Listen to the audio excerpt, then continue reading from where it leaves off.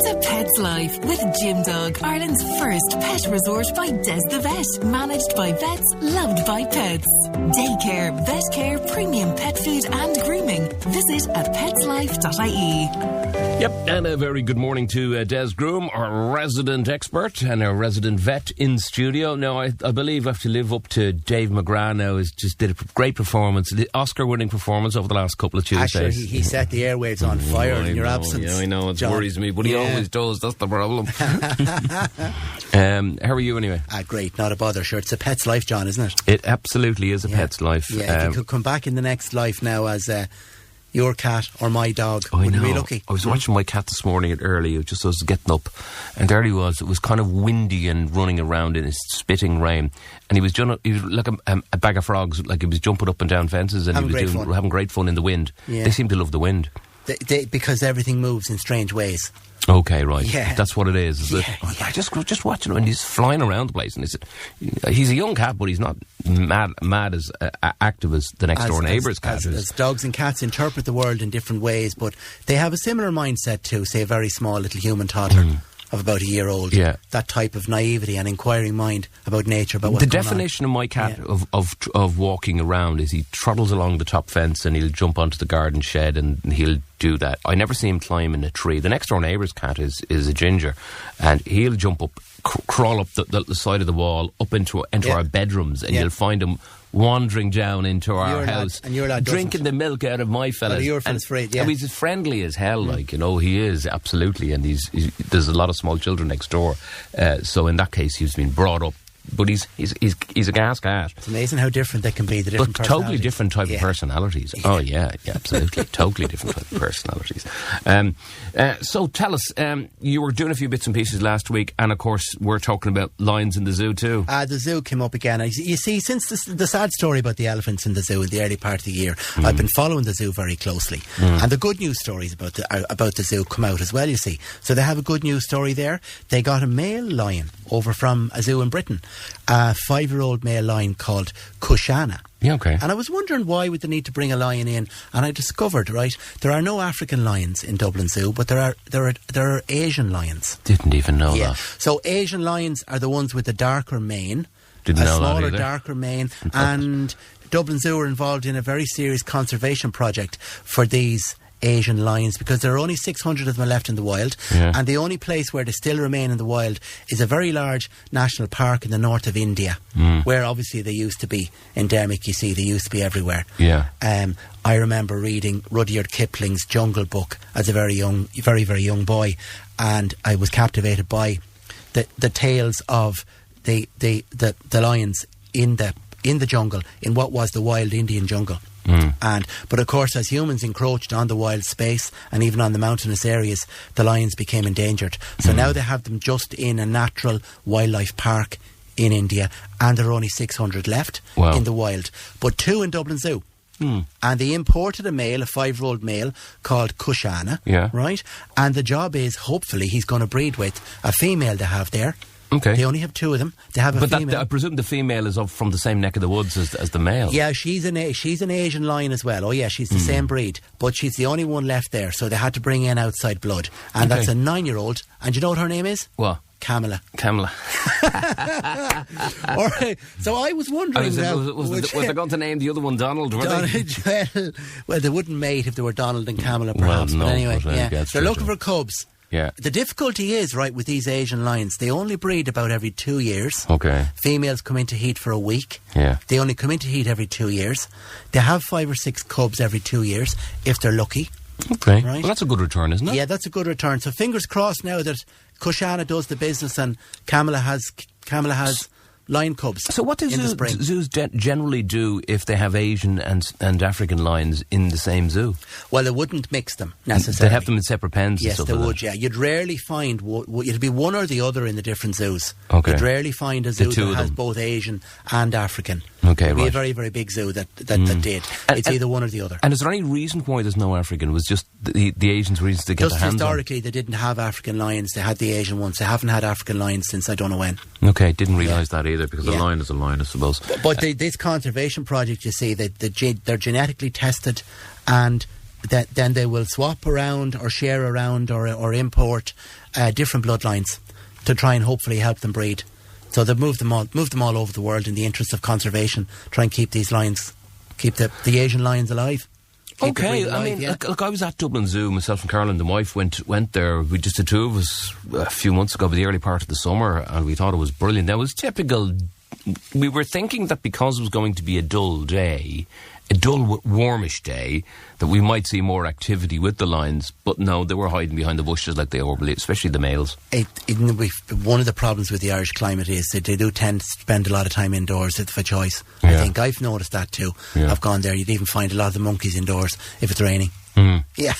Yeah. But the interesting thing, what interests me about it is the crossover between lion health and cat health. Yeah. When I visited a safari park in South Africa one time, and the gamekeeper listed off the diseases that the leopards and cheetahs and panthers and so on, the wild cats in the nature preserve get, and the crossover and similarity between their diseases and their health versus our domestic cats was amazing. Wow. And even the things they vaccinate them against, very, very similar to what we would vaccinate house cats against. Okay. You did a safari then? I did years ago. Yeah. Was it what you expected? It was. Yeah, or was it a bit commercialised? Well, it was commercialised. I was surprised it was as commercialised. I thought it might be a little bit kind of more rough and ready, but it was very much like being in a hotel and having everything laid on for you. Right, okay. Well, what I was really pleased to see when I did it was that the habitats were really natural and there was no overcrowding, and you did have the wide variety. It wasn't Kruger now, or a famous one like that. No, it was a smaller one near Cape Town. But at the same time, it was vast. It took the whole day to drive around it, and they had all the different species that are endemic to South Africa. They were all there in the wild still. Brilliant. So it was great to see all that. Yeah. Yeah. Very difficult to replicate that in a zoo context, of course, because as I was saying here to Dave last week, you'd love to see Dublin Zoo get more space, more of the Phoenix Park. Yes, you and would. Expand. But I mean, when you go down to Cork, then you've got photo, which is a little bit more open. Is it a different type of experience? Photo's a different type of experience. Photo is good fun. It's smaller. You can get it than Dublin Zoo. You can get around it quicker. They have a slightly different range of animals there than they would have in. Now, there are none of the big cats. As far as I could see from my visit to Photo, I didn't see any animals that you would class as particularly, dangerous. So the habitats aren't as enforced. Okay. They aren't as secured. It's a little bit more open, a little bit more family friendly. So did they have lions and things down in Photo? I didn't see any cats. I didn't see any predator species in Photo. I saw, for instance, now what stuck in my mind, they have a fantastic herd of giraffes. Oh, yeah. And a beautiful habitat for them. Yeah, because I love it. I absolutely love Photo. And I love Dublin. If anything, the habitat for the giraffes in Photo is better than Dublin. Yeah. And they had fantastic red pandas there. They have koalas, they have kangaroos, and various different types of small and large kangaroos. Is that just so that people can have different experiences and the options? Yeah, I'd imagine it's probably a conscious effort that voted just to do something different from Dublin. Because it's the same membership. Yes, if you get from one to the other. If you have a family membership in one, you can go down to the other. Yeah, and Photo has had an injection of cash and has done a lot of investment and upgrading recently as well. So again, it's worth a visit.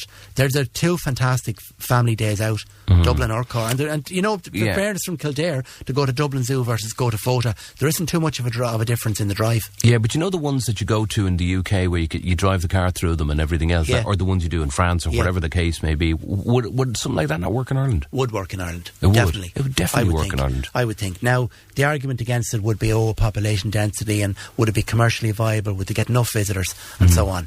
I'm not so sure about that. I think they probably would get enough visitors. So. And God knows we definitely would have the space. But it's a long-term investment. Long-term investment. You could take a section of the Wicklow, the Wicklow Mountains, for instance. You could make a lovely nature preserve out of it. A drive-through area. Yeah. and have you probably again you wouldn't have predator species in it necessarily, but you could concentrate on the herbivores, and you could have fantastic the antelope and deer and so on. So that's a business project for maybe some either.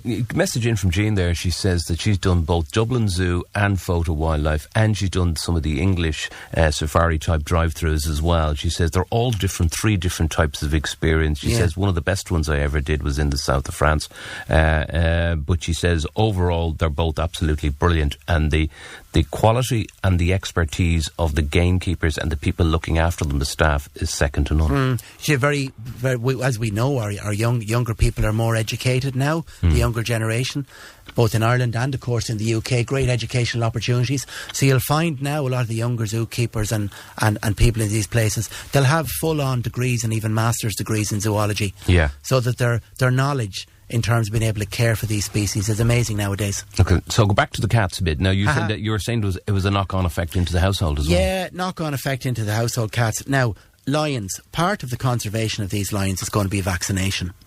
Lions have to be vaccinated against rabies, distemper, COVID, would you believe it? Wow. Cat flu. 3 different types of cat flu, and they're vaccinated also against a thing called leptospirosis. Now, the interesting thing for me to read about that and discover that is we vaccinate our pets, our dogs and our cats, against the same range of diseases. Okay. Yeah, which is amazing, yeah.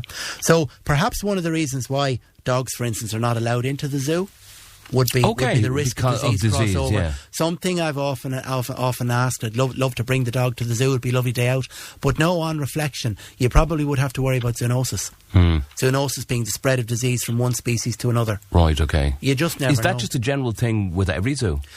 Or is it just the Irish zoo? Yeah, good question. I must find out. Yeah. Because obviously in the safari context you can't. I presume that there's a caveat there regarding, like, if it's a guide dog or something along those lines, they'd let it in, or would they? Don't know, I must ask in Dublin Zoo what the story is. Yeah. But presumably guide dogs they might let them in. Or dogs that help out people, whatever the case may be. It doesn't have to be a guide dog. But I know where you're coming from. So zoonosis, it'd be a risk, a big issue. Right, okay. So house cats. Remember we said before there, John, we were talking about the promotional offer. That's running on the cat neuter and the cat spay. Okay. That's running to celebrate our 25-year anniversary. Half price spays and neuters. Brilliant. For cats. What's the reaction like? Reaction's great. Yeah. It puts the idea into people's heads, and then they think about it and they realise, yes, I have a couple of younger cats around the place. Let's get them done. It's inexpensive. It's an opportunity to do it. It's lovely. And because they're saving the 50 to 60 euro because of the half price thing, we can often then persuade them to stretch the budget for the flu vac or for the microchip and for the other kind of essential things that you'd love to do with these cats. So the knock-on effect has been great in terms of helping us at Kildare Vet Surgery, helping us improve the cat, I suppose, the health of the cat population in general. Yeah, absolutely. And I see a couple of messages coming in there. Yeah, good. Guys, Photo Wildlife has Asian lions and they do have cheetahs, says Mark. Very good. Didn't know that. Good to know that. Well, I think I might have remembered seeing cheetahs definitely a few years ago back. Okay, and there's another one in there. Oh, somebody else saying, yes, they definitely have cheetahs down in Photo Wildlife and some other small cats. Excellent. As well, so very good. Do you know what I like as well, sometimes when you go to the zoos or you go to the likes of Photo as well, is, you know, the way they have the pet areas for the regular dogs. Yeah. So, I mean, if you were saying something about the problems with dogs, how come you have a pet sanctuary there? Well, of course, they're totally... they're internal. They're internal. If I was a zookeeper, we'll say, if I was like the clinical director, we'll say, of the zoo, one of the things I would seriously worry about would be disease spread across the species. Because you're doing your level best for conservation of these endangered species, like the lions, like the elephants, and then natural disease processes creep in, and you can lose baby elephants and you can lose baby lions, and then you have other problems there like the orangutan, who had difficulty feeding her baby and so on. Oh, yeah. So animal husbandry and animal welfare, they're always a tricky business. It's never easy to get it right. Yeah. I mean, look, if there's one thing I would recommend, and that is, you know, get out and about. A few people are just saying, look, it's a great day out, regardless, even sometimes if the animals are hidden away. You can spend a few hours at Dublin Zoo and then continue through the rest of the park. Have a wander around. When you get out of the zoo, you can stay in the park and do things anyway. So it is a fantastic day. Highly recommend Photo as well, from my experiences of living down in Cork for many years. Okay, what else we got? Well, what I wanted to say to you was something I did with Dave last week. Oh, yeah, and go people on. laughed about it. My book recommendation. Okay, now the vet's book recommendation. Okay, the idea is it's a book about animals that's not about animals. Yes. Okay. So tell us. Go on. What book did you cover last week? Oh, there's a really good writer called George Monbiot who writes about the natural environment, plants and conservation and that sort of thing. There's a sort of a green book about encouraging people to grow their own vegetables and things like that. George Monbiot, Regenesis. So you'll be we talked recommending all about that rugby last books week. as well, will you? Right. I look into the rugby book. Paul O'Connell's book was the last good one I read. The last good rugby book. Yeah. No, my book recommendation this week is wait for it. Go on. Go on. Who Moved My Cheese? Who moved? Has it about mice? Is it? Who Moved My Cheese? Right. It's written by a man called Spencer Johnson. Right. Right. And it's about mice, but it's not about mice. Okay. Right. So give us a little bit of the little bit of it. an imaginary tale. There's a giant maze, right? And there's two tiny human beings who live in this giant maze, and there are mice who live in the giant maze as well, right? And they're all coexisting, you see, in the maze, right? And Who Moved My Cheese means that every day they all wake up in their separate corners of the maze and they have to go through the maze to find food. Okay, right. So the mice go through the maze to find their cheese. Okay. Now, the secret people who are experimenting on these mice and people, you see, who are changing things around, keep moving the cheese. So that's hence the title, Who Moved My Cheese? Okay. Now, the mice... How the hell could you write a book about that? Well, you see, the moral of the story is that the cheese keeps moving. Okay. And the mice and the humans deal with the challenge of finding new cheese. They deal with the challenge differently. Okay, right. So that's what the book is all about. And I won't spoil it by saying any more. No. Who Moved My Cheese? And Spencer have you read Johnson. it yet? I have read it. Okay, and there's a smile on your face. They all lived happily ever after. Okay, right, Yeah. okay. That's a cheesy story anyway. It is. Go on, yeah. Okay, so listen to me. When I was away over the last couple of weeks, the one thing I noticed abroad is there was cats and dogs everywhere. Yeah. And I have to say, in hand on heart, what I saw was, while there was loads of strays, they were all well fed. That could be just down to holiday destinations and people chucking food at them or whatever else. It depends where you go. And it also is true to say that just as in human society, you have a big gap between the haves and the have-nots. In the animal kingdom, you have a big gap between the lucky ones and the unlucky ones. Okay, yeah. And a lot of these islands, for instance, I've met a few people who have been to Crete and Greece and some of these islands during the summer, and the stray cat population in the southern Mediterranean area is terrible. Yeah. And there are armies of charities. Trapping and neutering. Yes. Trapping and neutering. And feeding the stray cats. Yeah, so when I was in Corfu, they, even though it's the Ionian Islands and it's kind of just the bottom end of off Albania and the bottom end of Italy, is they ask you not to feed the cats. Yeah. But they ask you to donate to the charity so the cats can be fed at regular. And every shop has at least a bit of food outside. And you see, if you don't water. feed them, and if you don't feed them and the charity feeds them, then they can be caught. Yes. And they can get medical care if they need it, veterinary care if they need it. Yeah. So that's where the logic behind that is. Yeah. But you were going to say all the public they do put out food and water for them. No, not the public. The restaurant owners or they'll always put water out and they'll put out dry nuts. Yeah, that's what they do. They won't put out kind of leftover food from the restaurants or anything like that. No. They just put it out, and every single cat we came across, I have to say, we're friendly. There is rabies, by the way, amongst the dog population. Is there? I didn't realise that, yeah. So you will find people are very wary of stray dogs. I didn't see as many stray dogs. I just saw that dogs were everywhere. It's a bit like going to France. I thought Greece is very similar. Yeah. The owners, the dogs get more attention than the owners do in France. And Greece is a bit like that too as well. French and the Germans, Italians, the care of dogs is like the UK now. It's amazing the way they care for dogs. And the numbers of dog-friendly cafes and restaurants on the continent is massive. Okay. It's something that's only starting to come in here. The idea of us being dog friendly in a cafe, but on the continent it's almost the norm to be able to go for a coffee and bring your dog. Brilliant. Okay, before I let you go, Gillian was on. She wants to get a rabbit for her 2 children who are aged 7 and 10. I went to a couple of different pet shops, had a look around. I've no idea what to go for. Any suggestions? Yeah, rabbits are not as easy to manage and mind as a pet as you might think, because they're fearful. They're often less socialised. than a kitten or a puppy will be. Okay. They require a lot of handling in order for them to become friendly. Okay. And they're very easily scared. So young children maybe that aren't good at handling a dog or a cat, Yeah. there needs to be a lot of adult input and adult commitment, adult supervision to the whole process of bringing in a rabbit. Okay. Because rabbits will bite and scratch. They won't necessarily bite, but they'll kick and scratch Yeah. out of fear. Okay, So they right. require a lot of handling. Also as well, you do need to have an indoor hutch and an outdoor hutch. Okay. And remember, in terms of having the rabbit indoors, they're not as easy to house train as a cat. Now, people tell me it's possible to litter train a rabbit, but it's more difficult. They're not as clean as cats, so there's a fair bit of work and commitment involved in keeping a rabbit indoors in terms of the cleaning that's required. Would it be a better recommendation to get them a gerbil or a hamster instead? Yeah, hamsters are easier, definitely, and guinea pigs are Guinea a pigs bit, is the other are a one, bit yeah. easier. Yeah. And a little bit friendlier. Would that be kind of a starting point? Yeah, hamsters are very small now, so they don't take much handling from young children. No. Guinea pigs, a little bit friendlier, a little bit more easier to socialise, a little bit easier to handle. Okay, good stuff. Rabbits, yes, it's possible, and it can be a nice starter pet, but children of 7 to 10, it's all about the adult commitment and the adult input firstly. Okay, great stuff. Okay, on that note, we'll park it there for today. And of course, you can get in touch with Jim Dog, and you can check out It's a Pet's Life, of course, through Des, and you'll find any of his team. They're always on hand to give you a helping hand.